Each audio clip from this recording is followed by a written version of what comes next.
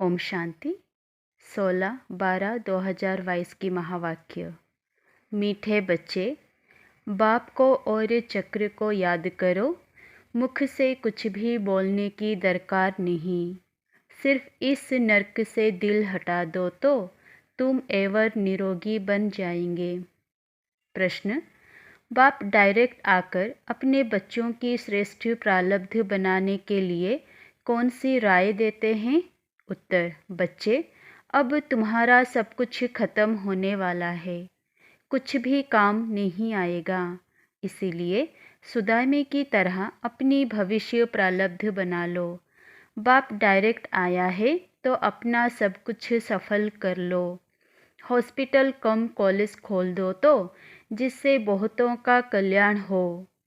सबको रास्ता बताओ, श्रीमत पर सदा चलते रहो। ओम शांति।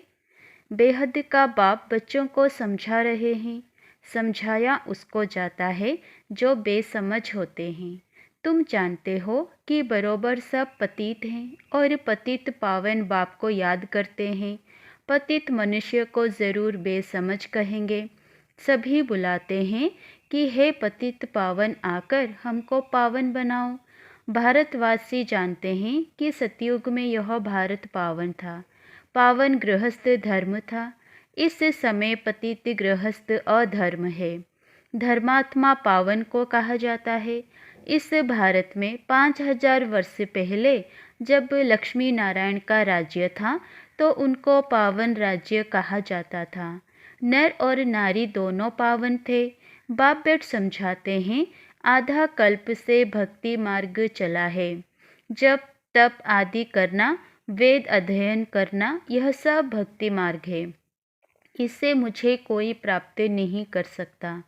मुझ बाप को जानते ही नहीं है। यह सब waste of time, waste of energy करते हैं। द्वापर से लेकर भक्ति मार्ग शुरू होता है, फिर देवताएं वाम मार्ग में आ जाते हैं। लाखों करोड़ों रुपया खर्च कर देवताओं के मंदिर बनाते हैं। सोमनाथ का मंदिर कितना हीरे जवाहरों से सजा हुआ था। उस समय के हिसाब अनुसार करोड़ों रुपए खर्च नहीं क्या होगा, क्योंकि उस समय तो हीरे जवाहर आदि का दाम कुछ भी नहीं रहता। इस समय अगर वह मंदिर होता तो अथाह पद्मों की मिल्कियत हो जाए। अब आप समझाते हैं, मीठे बच्चे, वेद शास्त्र अध्ययन करना यह भक्ति है, उसको ज्ञान नहीं कहा जाता। सतयुग में तीर्थ आदि नहीं मनाते हैं। गंगा जमुना नदियाँ तो सतयुग में भी हैं, अभी भी हैं। सतयुग में कोई तीर्थ करने के लिए नदियाँ नहीं थी। बाप तो है ज्ञान का सागर, वह बैठ ज्ञान देते हैं। आधा कल्प यह भक्ति चलती है। पहले अव्यभिचारी भक्ति होती है, शिव की ही पूजा करते हैं, फिर देवताओं की। अभी तो भक्ति व्यभिचारी हो गई है। भक्ति करते, शास्त्र आदि पढ़ते रहते हैं तो सब भगत हो गए। सजनियाँ मुझ एक साजन को याद करती हैं। भक्तों की रक्षा करने वाला है भगवान। तो ज़रूर भक्ति में तकलीफ़ होती है। तब तो कहते हैं, आकर हमको लिबरेट करो, दुख से मुक्त करो, गाइड बन मुक्ति धाम में ले चलो। उनको यह पता नहीं है कि भगवान कौन है। शिव व शंकर के मंदिर में जाते हैं। शिव शंकर को इकट्ठा कर दिया है। हैं दोनों अलग अलग, वह निराकार, वह सूक्ष्म शरीरधारी, वह मूल वतन में रहने वाला, वह सूक्ष्म वतन में रहने वाला। तो बाप समझाते हैं, मंदिर में बैल दिखाते हैं। समझते हैं शिव शंकर की बैल पर सवारी थी। अब शिव के लिए कहते हैं वह सर्वव्यापी है। ऐसे नहीं कहेंगे कि शिव शंकर सर्वव्यापी है। एक परमपिता परमात्मा निराकार को कहते हैं। अब आप कहते हैं, देखो मैं निराकार तुमको कैसे पढ़ाता हूँ। बैल पर कोई सवारी थोड़े ही होती है। हमारी सवारी बैल पर क्यों दिखाए हैं? मैं तो साधारण मनुष्य तन में प्रवेश करके आता हूँ। इनके 84 जन्मों की कहानी बैठ तुमको सुनाता हूँ। तुम भी ब्रह्मा मुख वंशावली आकर बने हो।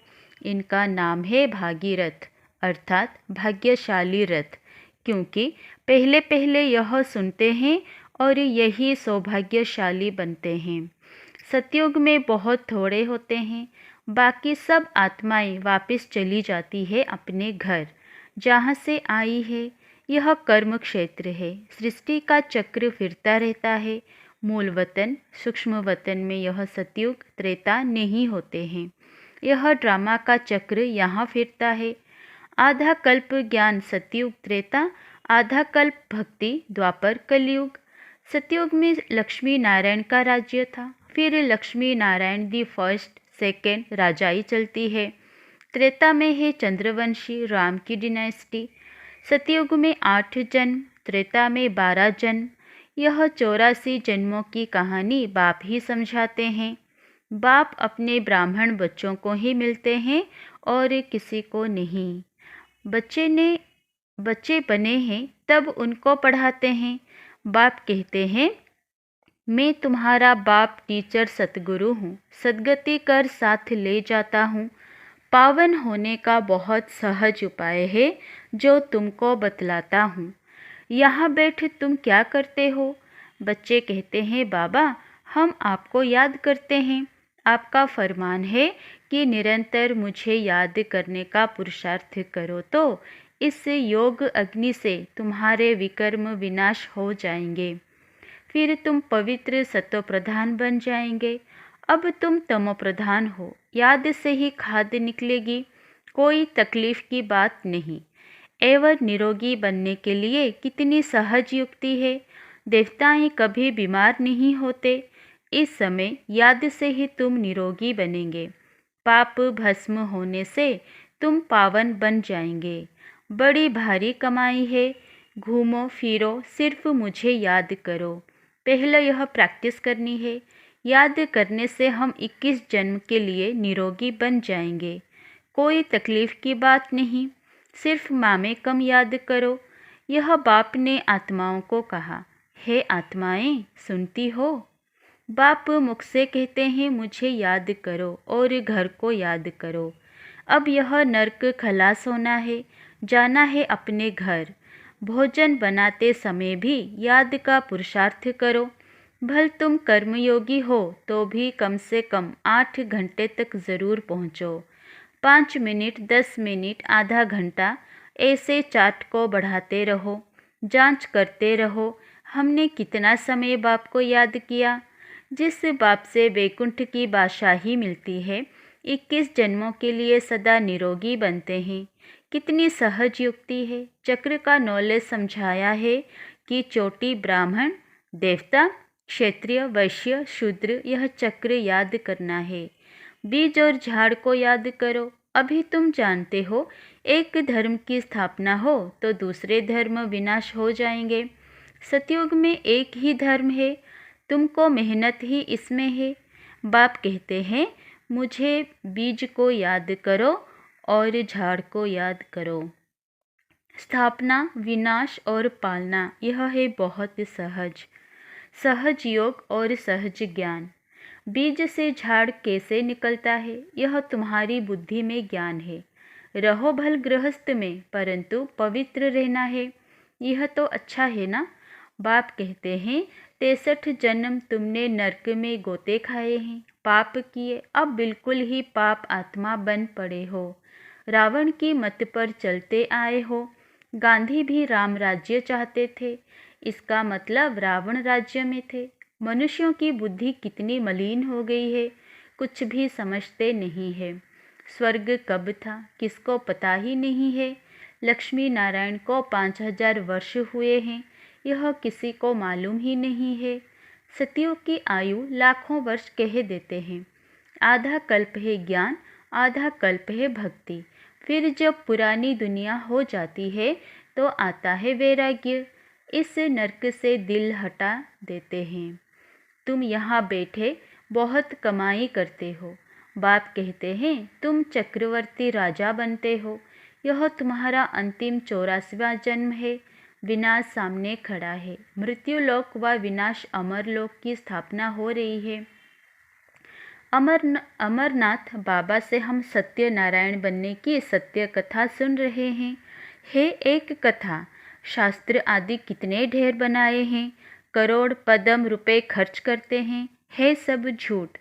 बाप सच बताए सचखंड की स्थापना करते हैं। कितना अच्छी रीति समझाया जाता है। कैसी भी अबलाएं, गणिकाएं, अहल्याएं उस स्वर्ग का मालिक बन सकती है। तुम्हारे पास अभी क्या रखा है? अमेरिका में क्या है? बड़े बड़े महल हैं, वह तो अभी गिरे की गिरे। स्वर्ग में तो अकिचार धन था, यहाँ तो धन है ही नहीं। अमेरिका के व्हाइट हाउस को क्या लूटेंगे? कुछ भी रखा नहीं है। वहाँ सतयुग में तो गरीब से गरीब का महल भी यहाँ से अच्छा होगा। चांदी सोना लगा हुआ होगा। वहाँ सब सस्ताई रहती है, सबको अपनी जमीन रहती है। सुदामे का मिसाल भक्ति मार्ग में 2 मुट्ठी ईश्वर अर्थ देते आए हो। कोई 5, 10, 100 रुपये भी दान करते हैं, जिसका एवजा दूसरे जन्म में मिलता है। इसीलिए ही मनुष्य दान पुण्य आदि करते हैं। कोई हॉस्पिटल खोलते हैं तो दूसरे जन्म में तंदुरुस्ती अच्छी मिलती है, कोई बीमारी नहीं होती है। कोई कॉलेज बनाते हैं तो दूसरे जन्म में पढ़कर होशियार हो जाते हैं। एक जन्म का फल दूसरे जन्म में मिलता है। अब परमपिता परमात्मा निराकार बाप तो दाता है। बाप कहते हैं, बच्चे एक हॉस्पिटल कम कॉलेज खोलो, इसमें बहुतों का कल्याण होगा। इसका फल तुमको 21 जन्म के लिए मिलेगा। वह है इनडायरेक्ट 1 जन्म के लिए, यह है डायरेक्ट 21 जन्मों के लिए प्रारब्ध मिलती है। क्योंकि अब बाप डायरेक्ट बैठे हैं, समझाते हैं तुम्हारा सब कुछ खत्म होने वाला है। महल माड़ियाँ सब मिट्टी में मिल जानी है। इसीलिए अब भविष्य की कमाई करो जो तुम्हारे काम आए। जो भी आए उसको रास्ता बताओ। बाप को याद करो तो तुम्हारी कट निकलेगी। पारलौकिक बाप है। बाप कहते हैं, श्रीमत पर चलने से तुम स्वर्ग के मालिक पारस बुद्धि बन सकते हो। कितनी युक्तियाँ भी समझाते रहते हैं। हर एक के कर्म का हिसाब अपना अपना है। बाप कर्म अकर्म विकर्म की गति बैठ समझाते हैं। कोई भी तकलीफ हो तो सर्जन के पास आकर श्रीमत लो। अहिल्याओं कुब्जाओं सबको यह रास्ता बताना है। पवित्रता पर ही हंगामा होता है। विष नहीं दिया तो मारने लग पड़े, घर से निकाल देते हैं। कितना हंगामा करते हैं। बाबा कहते हैं, इस ज्ञान यज्ञ में असुरों के विघ्न बहुत पड़ेंगे। अबलाओं पर अत्याचार बहुत होंगे और सत्संगों में कभी अत्याचार नहीं होते हैं, यहाँ पर विघ्न पड़ते हैं। बाबा कहते हैं, कितने पतित बन पड़े हैं, अभी तुम पवित्र बनते हो पावन दुनिया का मालिक बनने के लिए। बाप का फरमान है, यह अंतिम जन्म पवित्र बन, मुझे याद करो तो विकर्म विनाश हो। इसका नाम ही है सहज राजयोग और कोई शास्त्र में यह युक्ति नहीं है। गीता में है, देह के सब धर्म त्याग, मुझ अपने बाप को याद करो।